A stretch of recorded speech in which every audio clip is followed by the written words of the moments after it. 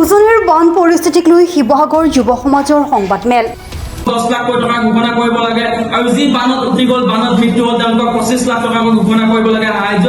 এখনো কয়লা ভৰ্তি, এখনো শিল ভৰ্তি, এখনো কাঠ ভৰ্তি, তাক কিন্তু আমি উজনি শিৱসাগৰ মাজেদি পাৰ হৈ যাব নিদিম।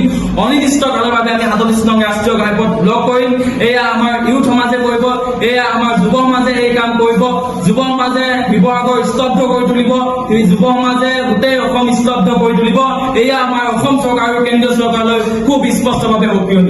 কিন্তু তেওঁলোকে এটা বালিৰ বস্তা তেওঁলোকক দিবলৈ নগ'ল, এটা বস্তা তেওঁলোকক দিবলৈ নগ'ল। আজি কাৰ ভুলৰ বাবে 3খন জিলা ধ্বংস হৈ গ'ল?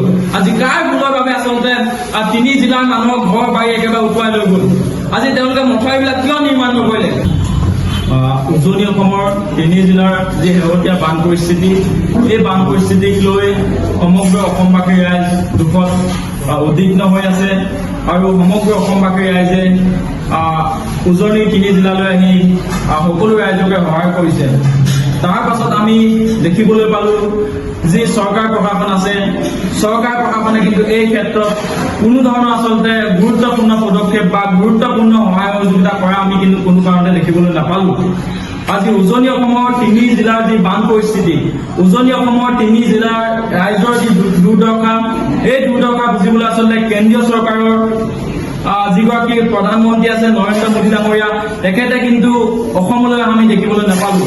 নিৰ্বাচনৰ আগত তেওঁলোকে ডিঙি হিৰি ফুলাই ফুলাই এৰপৰ আছাম বুলি কয়, তেওঁলোকে ডিঙি হিৰি ফুলাই ফুলাই অসমৰ মানুহৰ বিপদৰ সময়ত অসমৰ মানুহৰ লগত থাকিম বুলি কয়। কিন্তু যেতিয়া বানে যেতিয়া 200তকৈ অধিক মানুহ উটুৱাই লৈ গ'ল, মাৰি লৈ গ'ল, তাৰপিছতো কিন্তু কেন্দ্ৰীয় চৰকাৰ কোনো ধৰণৰ উচ্চ পদস্থ কিন্তু তেওঁলোকৰ নেতা মন্ত্ৰীসকল নাহিলে। আৰু এই যি বান, এই বানে আচলতে চৰাইদেউ, যোৰহাট, শিৱসাগৰ বহু মানুহৰ সপোন, বহু মানুহৰ ঘৰ কিন্তু একেবাৰে উটুৱাই লৈ গ'ল। বহু মানুহৰ ঘৰ ভাঙিলে, বহু মানুহ আচলতে যি জীৱন জীৱিকাৰ যি আচলতে যিসমূহ জৰুৰী বস্তু আছিলে সেই বস্তুসমূহ কিন্তু উটুৱাই লৈ গুচি গ'ল। যিসমূহ জীৱ জন্তু আছিলে, যিসমূহ জীৱ জন্তুক লৈ তেওঁলোকে জীৱন পোহপাল দি আছিল, সেই জীৱ জন্তুবিলাক কিন্তু উটুৱাই লৈ গ'ল। আৰু সমগ্ৰ অসমবাসী ৰাইজে শেহতীয়াকৈ কৈ আছে যে বান বিধ্বস্ত প্ৰতিটো পৰিয়ালক 10 লাখকৈ টকাৰ ক্ষতিপূৰণ দিব লাগে।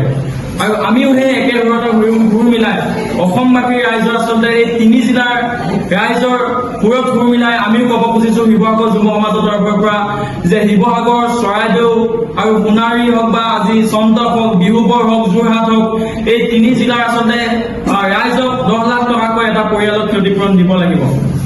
আৰু যদিহে 10 লাখ টকাকৈ ক্ষতিপূৰণ নিদিয়ে, তেতিয়াহ'লে আমি শিৱসাগৰ যুৱ সমাজে সিদ্ধান্ত লৈছো যে উজনি অসমৰ মাজেদি যিমানসমূহ ট্ৰাক পাৰ হৈ যায়, যিমানসমূহ বস্তু ৰপ্তানি হয়, আজি তেওঁলোকে শিল কঢ়িয়াই লৈ যায়, আজি তেওঁলোকে কয়লা কঢ়িয়াই লৈ যায়, আজি তেওঁলোকে কাঠ লৈ যায়, আৰু যদি এই 3 জিলা পৰিয়ালক 10 লাখ টকাকৈ যদি ক্ষতিপূৰণ নিদিয়ে, তেতিয়াহ'লে কিন্তু আমি এখনো গাড়ী কিন্তু শিৱসাগৰৰ মাজেৰে কিন্তু পাৰ হৈ যাব নিদিম। এয়া আমাৰ স্পষ্ট কথা। আৰু অসম চৰকাৰ তথা ভাৰত চৰকাৰ কিন্তু এয়া আমাৰ স্পষ্ট সক্ৰিয়তা। কৈ আছো যে যিসকল মানুহক বানে একেবাৰে উটুৱাই লৈ গ'ল, তেওঁলোকক ক্ষতিপূৰণ দিব লাগে, তেওঁলোকৰ ওচৰত আপোনালোকে আহি থিয় দিব লাগে, তেওঁলোকক সহায় সহযোগ কৰিব লাগে। কিন্তু যিসমূহ জিলা প্ৰশাসনৰ বিষয়া আছে তেওঁলোকে কিন্তু সহায় সহযোগ কৰা নেদেখিলো। আজি গোটেই 3 জিলাতে যিমানসমূহ ৰেস্কিউ বোট দৰকাৰ হৈছিল, সেই ৰেস্কিউ বোট কিন্তু তেওঁলোকে যোগাৰ কৰি দিব নোৱাৰিলে। আজি ভূঁত মানুহ ৰেস্কিউ কৰিব লগা হৈছে, আজি কল ভূঁত আচলতে মানুহ ৰেস্কিউ কৰিব লগা হৈছে।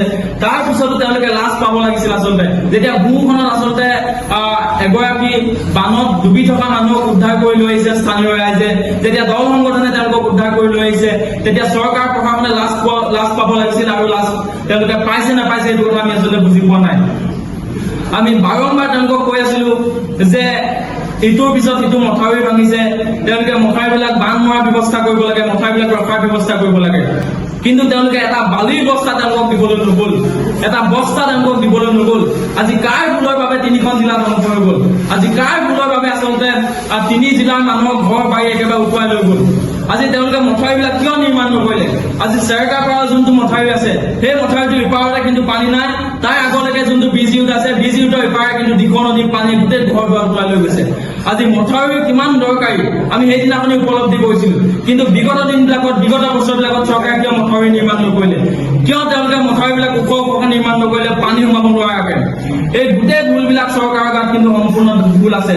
এই চৰকাৰে সম্পূৰ্ণ ভুল স্বীকাৰ কৰি সম্পূৰ্ণ ভুল নিজৰ গাত পাতি লৈ অসমবাসী ৰাইজৰ ওচৰত উজনি 3 জিলাৰ ৰাইজৰ ওচৰত ক্ষমা বিচাৰিব লাগে আৰু এই যি 3 জিলাৰ পৰিয়াল আছে এই পৰিয়ালসমূহ 10 লাখ টকা ঘোষণা কৰিব লাগে আৰু যি বানত উঠি গ'ল বানত মৃত্যু হ'ল তেওঁলোকক 25 লাখ টকা ঘোষণা কৰিব লাগে সাহায্য যদিহে তেওঁলোকক এইকেইটা আচলতে সাহায্য তেওঁলোকে নিদিয়ে তেতিয়াহ'লে আমি কিন্তু শিৱসাগৰ যুৱ সমাজে খুব স্পষ্টভাৱে কৈছো এখনো কয়লা ভৰ্তি এখনো শিল ভৰ্তি এখনো কাঠ ভৰ্তি তাক কিন্তু আমি উজনি শিৱসাগৰ মাজেদি পাৰ হৈ যাব নিদিম অনিৰ্দিষ্টকালৰ বাবে আমি 37 নং ৰাষ্ট্ৰীয় ঘাইপথ ব্লক কৰিম এয়া আমাৰ ইউথ সমাজে কৰিব এয়া আমাৰ যুৱ সমাজে এই কাম কৰিব যুৱ সমাজে শিৱসাগৰ স্তব্ধ কৰি তুলিব যুৱ সমাজে গোটেই অসম স্তব্ধ কৰি তুলিব এয়া আমাৰ অসম চৰকাৰ আৰু কেন্দ্ৰীয় চৰকাৰলৈ খুব স্পষ্টভাৱে সকিয়নি শদিয়াৰ পৰা ধুবুৰীলৈ বৰাকৰ পৰা ব্ৰহ্মপুত্ৰলৈ সকলোৰে মাজত চিনাকি এটা নাম প্ৰাতঃ টাইম থলুৱা ভাষা কৃষ্টি আৰু সত্য বাতৰিৰ আধাৰত প্ৰতিষ্ঠিত খবৰ প্ৰাতঃ টাইমৰ প্ৰতিটো বা বাতৰি পুংখানুপুংখভাৱে চাবলৈ